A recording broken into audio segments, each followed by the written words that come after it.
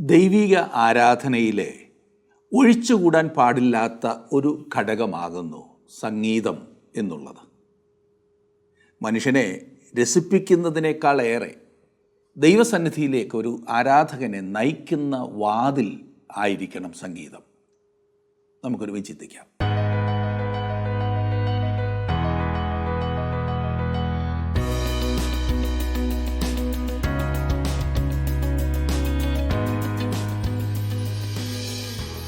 പൂവിനകത്തിറങ്ങിച്ചെന്ന് തേനീച്ച തേൻ കുടിക്കുന്നത് പോലെ ദൈവസന്നിധിയിലേക്ക് ചെന്ന് ദൈവ സാമീപ്യം ആസ്വദിച്ചിരുന്ന ഒരു വ്യക്തിയായിരുന്നു ദാവീദ്. അതിലേക്ക് അവനെ നയിച്ചിരുന്നതാണ് സംഗീതം. അവൻ രചിച്ച സങ്കീർത്തനങ്ങൾ, അവൻ്റെ സ്ഥാനവും സൗകര്യങ്ങളും ഒന്നും അതിനൊരു തടസ്സമായിരുന്നില്ല. അവൻ്റെ ഓരോ സങ്കീർത്തനങ്ങളും അത് വിളിച്ചറിയിക്കുന്നതാണ്. ഉദാഹരണത്തിന് 100-ാം സങ്കീർത്തനം, അതിൽ ദാവീദ് ആരാധന എന്താകുന്നു എന്ന് പറഞ്ഞു തരിക മാത്രമല്ല, ഒരു സാദൃശ്യത്തിലൂടെ എങ്ങനെയാണ് ദൈവത്തെ യഥാർത്ഥത്തിൽ ആരാധിക്കേണ്ടത് എന്ന് അവൻ നമ്മെ പഠിപ്പിക്കുകയും ചെയ്യുന്നു. പഴയ നിയമകാലത്ത് ഒരു രാജ്യത്തെ പ്രജകൾ അവരുടെ രാജാവിനെ കാണണം എന്ന് ചിന്തിച്ചു പോകുന്നുവെങ്കിൽ ഒരുപാട് പെരുമാറ്റച്ചട്ടങ്ങൾ അതിനുണ്ടായിരുന്നു. ഒന്നാമത്, രാജകൊട്ടാരത്തിലേക്ക് പ്രവേശിക്കുന്ന വിശാലമായ ഒരു കവാടത്തിലൂടെ അവർ കൊട്ടാര വളപ്പിലേക്ക് പ്രവേശിക്കും. അതിനുശേഷം നീണ്ട ഒരു ഇടനാഴിയിലൂടെ ഈ സന്ദർശകരെ മുൻപോട്ട് നയിക്കും. ഇടനാഴികളുടെ രണ്ടു വശത്തും ആയുധധാരികളായ സൈനികർ നിരന്ന് നിൽക്കുന്നുണ്ടാകും. അതിനുശേഷം ഈ സന്ദർശകർ 2 വിശാലമായ വാതിലുകളിലൂടെ രാജാവിൻ്റെ സന്നിധിയിലേക്ക് ആനയിക്കപ്പെടും. താനൊരു രാജാവായിരുന്നതിനാൽ ദാവീദിന് ഈ ചട്ടങ്ങളൊക്കെ അറിയാമായിരുന്നു എന്ന കാര്യത്തിൽ സംശയമില്ല. ഈ പറഞ്ഞ പെരുമാറ്റച്ചട്ടങ്ങളെ ഒരു സാദൃശ്യമാക്കി ദാവീദ് ദൈവത്തെ ആരാധിക്കുക എന്നാൽ എന്തെന്നും ആരാധന എങ്ങനെ ആയിരിക്കണമെന്നുമെല്ലാം നമ്മെ പഠിപ്പിക്കുന്നു. ദാവീദിനെ സംബന്ധിച്ചിടത്തോളം ആരാധന എന്നാൽ ആരാധകൻ ദൈവത്തിൻ്റെ സന്നിധിയിൽ വരുന്നതാണ്. അവൻ്റെ സന്നിധിയിൽ സ്തോത്രത്തോടെ എന്നാണല്ലോ പറഞ്ഞിരിക്കുന്നത്. അങ്ങനെ വരുമ്പോൾ മുതലാണ് നാം അവിടുത്തെ സന്നിധിയിലായിരിക്കുന്നത്. നമ്മുടെ ജീവിതത്തിൽ നാം അനുഭവിക്കുന്ന സകല അനുഗ്രഹങ്ങൾക്കും സ്തോത്രം ചെയ്തുകൊണ്ടാണ് ആരാധന ആരംഭിക്കുന്നത്.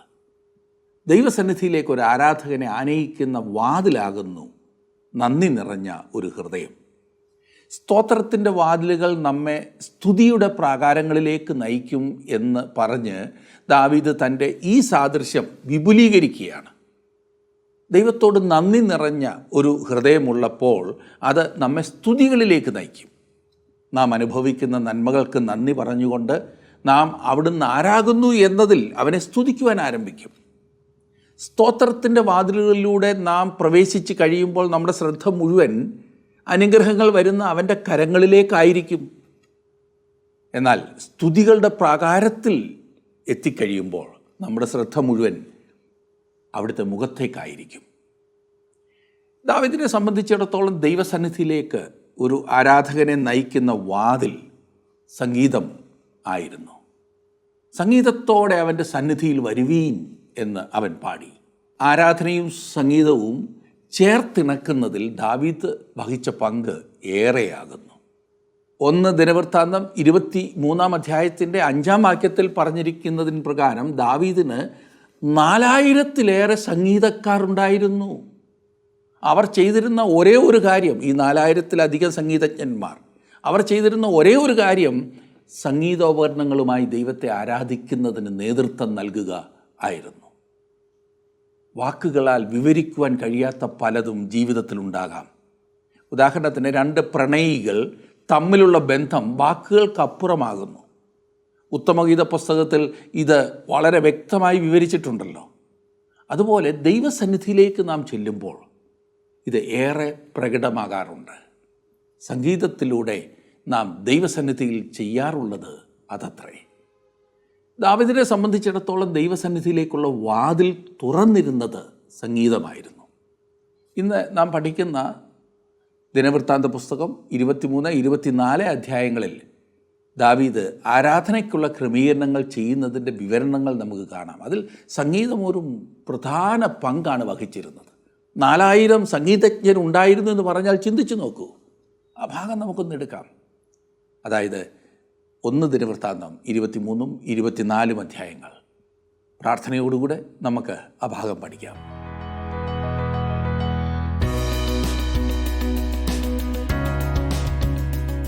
1 ദിനവൃത്താന്തങ്ങൾ 22-ാം അധ്യായം വരെ നാം ചിന്തിച്ചു കഴിഞ്ഞിരുന്നു. 23-ാം അധ്യായത്തിലേക്ക് നാം കടന്നു വരുമ്പോൾ ഇപ്പോഴും ദേവാലയത്തെ സംബന്ധിക്കുന്ന ഭാഗമാണ് ചിന്തിക്കുന്നത്. ദൈവം ഇത് വളരെ പ്രാധാന്യമുള്ള കാര്യമായി കരുതി എന്ന കാര്യം വീണ്ടും ഞാൻ ഓർപ്പിക്കട്ടെ. ദാവീദും ഇത് വളരെ പ്രധാനപ്പെട്ട കാര്യമായി കരുതി.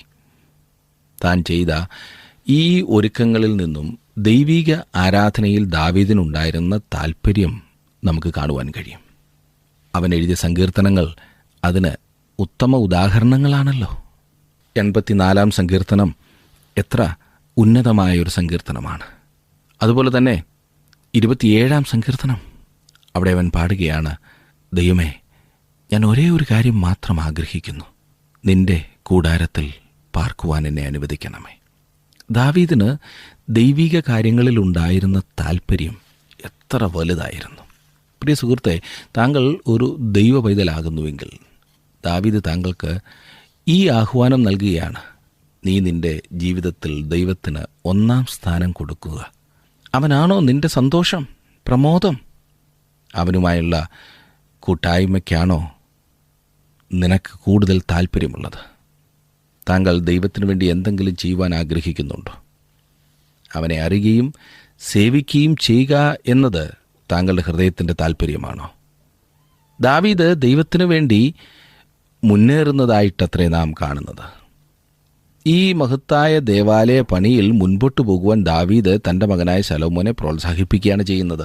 23-ാം അധ്യായത്തിലേക്ക് നമുക്കിന്ന് കടന്നു വരാം. അതിൻ്റെ 1-ാം വാക്യത്തിൽ നാം വായിക്കുന്നത്, ദാവീദ് വയോധികനും കാലസമ്പൂർണനും ആയപ്പോൾ തൻ്റെ മകനായ ശലോമോനെ ഇസ്രായേലിന് രാജാവാക്കി. ദാവീദ് തനിക്ക് പകരം ശലോമോനെ രാജാവാക്കുന്നു. 2-3 വാക്യങ്ങളിൽ അവൻ ഇസ്രായേലിൻ്റെ പ്രഭുക്കന്മാരെയും പുരോഹിതന്മാരെയും ലേവ്യരെയും എല്ലാം കൂട്ടിവരുത്തി. ലേവ്യരിൽ 30 വയസ്സ് മുതൽ മേലോട്ടുള്ളവരെ എണ്ണി. ആളെണ്ണം പേരുപേരായി അവർ 38,000 പേർ ആയിരുന്നു.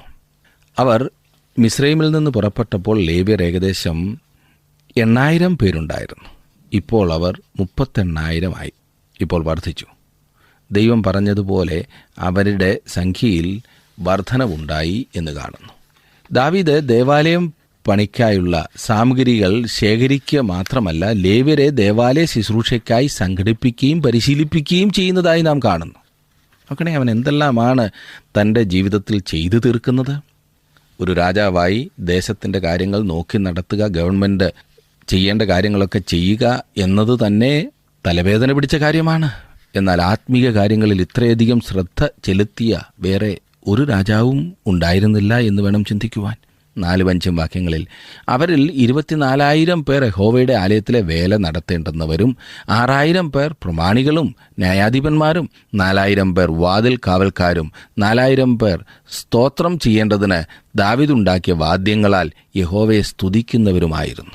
4,000 പേർ അന്നത്തെ കൊയറിലുണ്ടായിരുന്നു. ദാവീദ് സംഗീതത്തിന് വലിയ പ്രാധാന്യം നൽകിയിരുന്നു. 4,000 പേർ സംഗീതം കൊണ്ട് ദൈവത്തെ മഹത്വപ്പെടുത്തിയെന്ന കാര്യമൊന്ന് ഓർത്തു നോക്കുക. ലേവ്യർ സമാഗമന കൂടാരത്തിൽ ശുശ്രൂഷ ചെയ്തിരുന്നു എന്ന കാര്യം നിങ്ങൾക്ക് ഓർമ്മയുണ്ടല്ലോ. ആ അഹരോന്റെ കുടുംബം പുരോഹിതന്മാരായി ശുശ്രൂഷ ചെയ്തിരുന്നു. ലേവ്യരുടെ 3 കുടുംബത്തിന് അവരുടെ പ്രത്യേക ചുമതലകൾ ഉണ്ടായിരുന്നതായി നാം വായിക്കുന്നു. 6-ാം വാക്യത്തിലേക്ക് വന്നാട്ടെ. ദാവീദ് അവരെ ലേവി പുത്രന്മാരായ ഗർശോൻ, കെഹാത്ത്, മെരാരി എന്നീ ക്രമപ്രകാരം കൂറുകളായി വിഭാഗിച്ചു.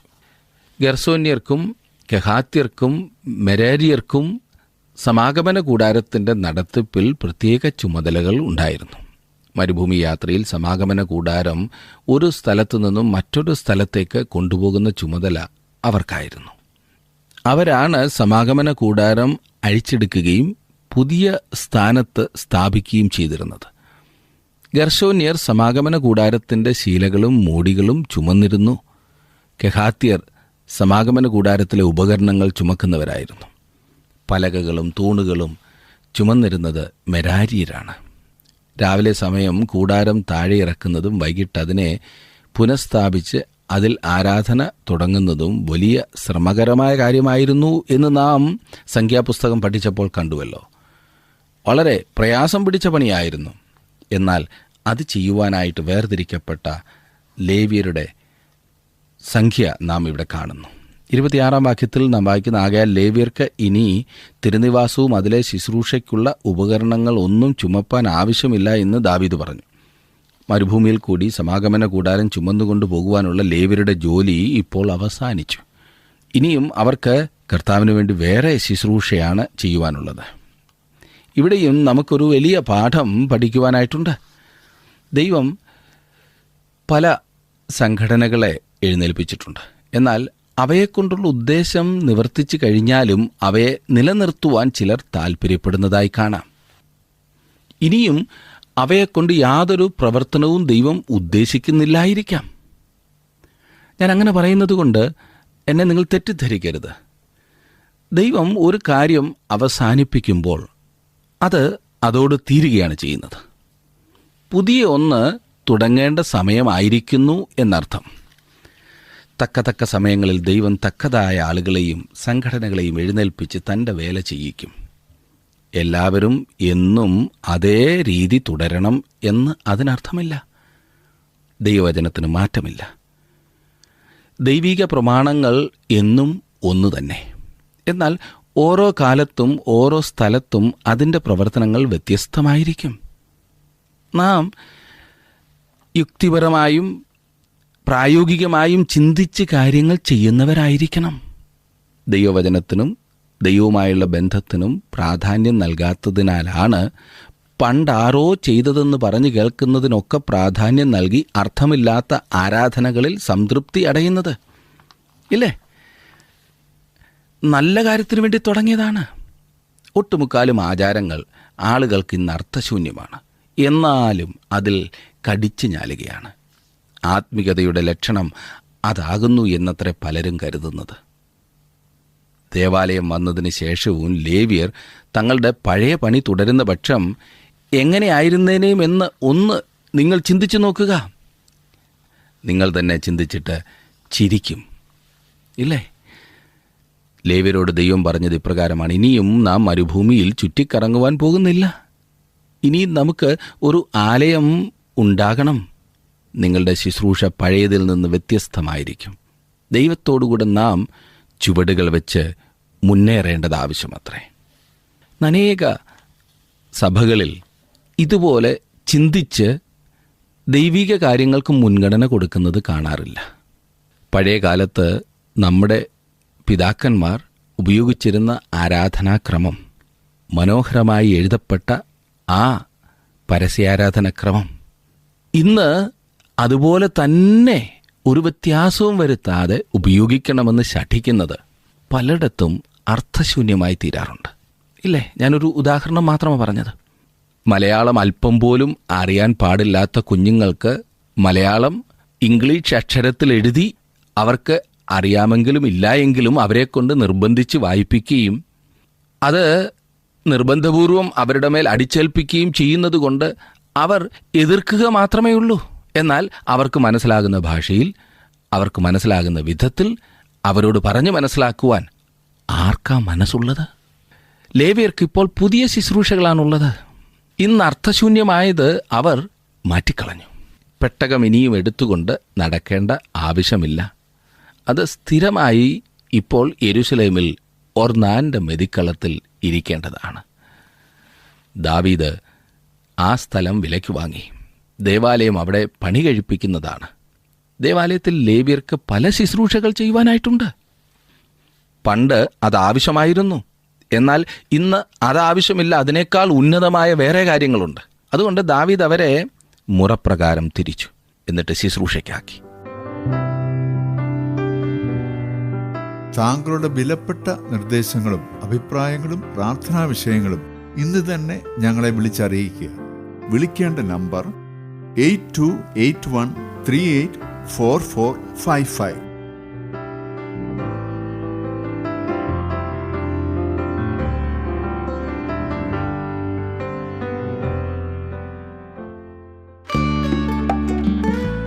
ഇന്നത്തെ പ്രോഗ്രാം താങ്കൾക്ക് ഇഷ്ടപ്പെട്ടുവോ? എങ്കിൽ ഉടൻ തന്നെ ഞങ്ങൾക്കൊരു മിസ് കോൾ തരിക. അടുത്ത വിജയി ഒരുപക്ഷെ താങ്കളായിരിക്കാം.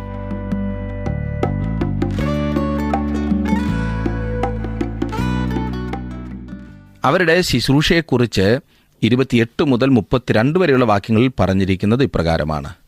28 മുതൽ, അവരുടെ മുറയോ യഹോവയുടെ ആലയത്തിലെ ശുശ്രൂഷയ്ക്കായി പ്രാകാരങ്ങളിലും അറകളിലും സകല വിശുദ്ധ വസ്തുക്കളെയും ശുദ്ധീകരിക്കുന്നതിലും ദേവാലയത്തിലെ ശുശ്രൂഷയുടെ വേലയ്ക്ക് അഹ്റോന്റെ പുത്രന്മാരെ സഹായിക്കുന്നതും കാഴ്ചയപ്പവും പുളിപ്പില്ലാത്ത ദോശകളായും ചട്ടിയിൽ ചുടുന്നതായും കുതിർക്കുന്നതായും അർപ്പിക്കുന്ന ഭോജനയാഗത്തിനുള്ള നേരിയ മാവും സകലവിധ പരിമാണവും അളവും നോക്കുന്നതും രാവിലെയും വൈകുന്നേരവും യഹോവയെ വാഴ്ത്തി സ്തുതിക്കേണ്ടതിന് ഒരുങ്ങി നിൽക്കുന്നതും യഹോവയ്ക്ക് ശബത്തുകളിലും അമാവാസികളിലും ഉത്സവങ്ങളിലും യഹോവയുടെ സന്നിധിയിൽ നിരന്തരം അവയെക്കുറിച്ചുള്ള നിയമത്തിനനുസരണമായ സംഖ്യപ്രകാരം ഹോമയാഗങ്ങളെ അർപ്പിക്കുന്നതും സമാഗമന കൂടാരത്തിൻ്റെ കാര്യവും വിശുദ്ധ സ്ഥലത്തിൻ്റെ കാര്യവും യഹോവയുടെ ആലയത്തിലെ ശുശ്രൂഷയിൽ അവരുടെ സഹോദരന്മാരായ അഹ്റോന്റെ പുത്രന്മാരുടെ കാര്യവും വിചാരിക്കുന്നതും തന്നെ.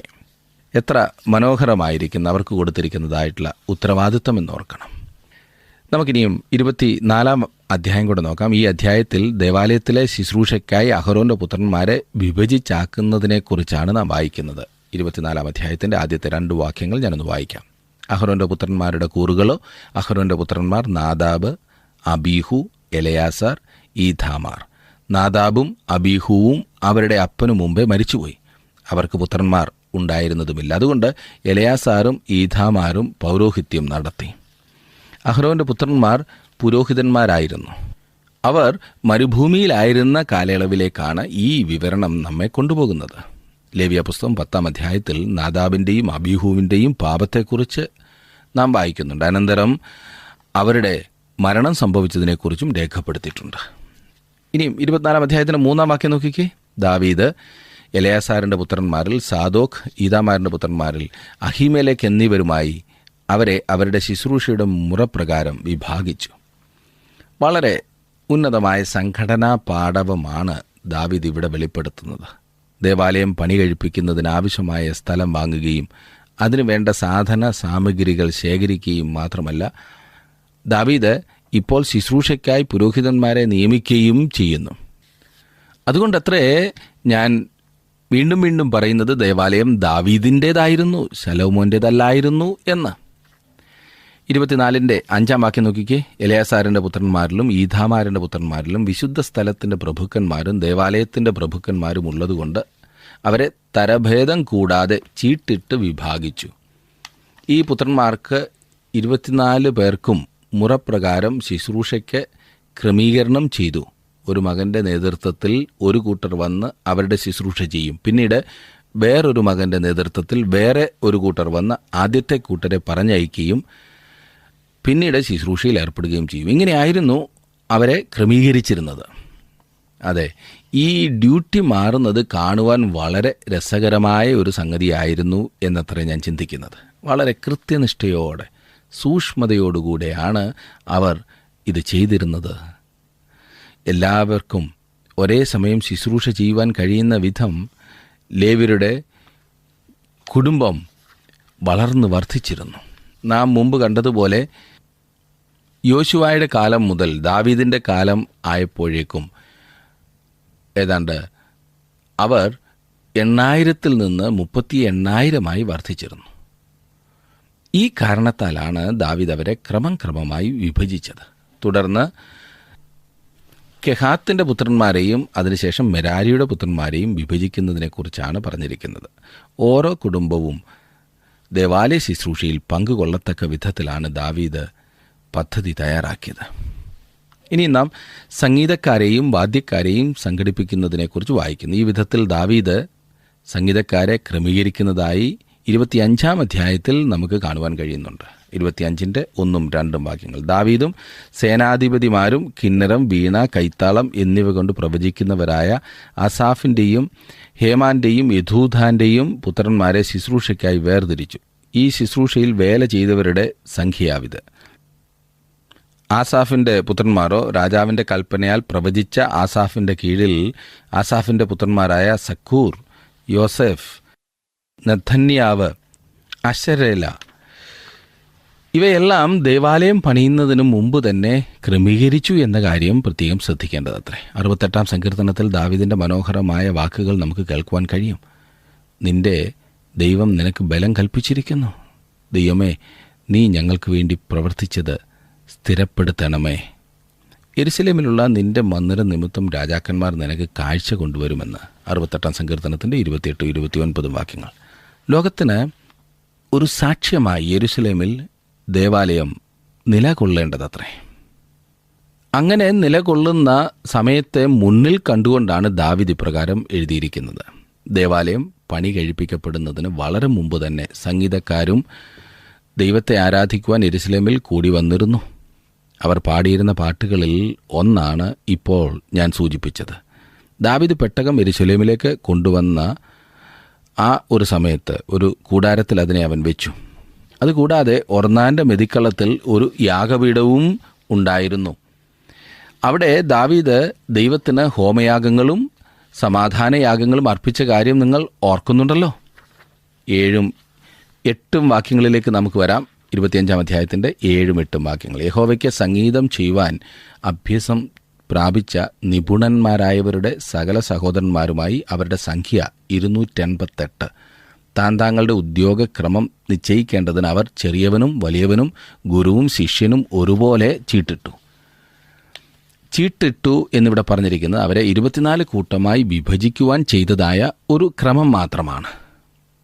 അതെ, മാസത്തിൽ 2 പ്രാവശ്യം അവരുടെ ശുശ്രൂഷയിൽ മാറ്റം വന്നിരുന്നു എന്നർത്ഥം. അതായത് ആണ്ടിൽ 2 ആഴ്ചക്കാലം മാത്രം ഓരോ ഗ്രൂപ്പും ശുശ്രൂഷ ചെയ്യേണ്ടിയിരുന്നു.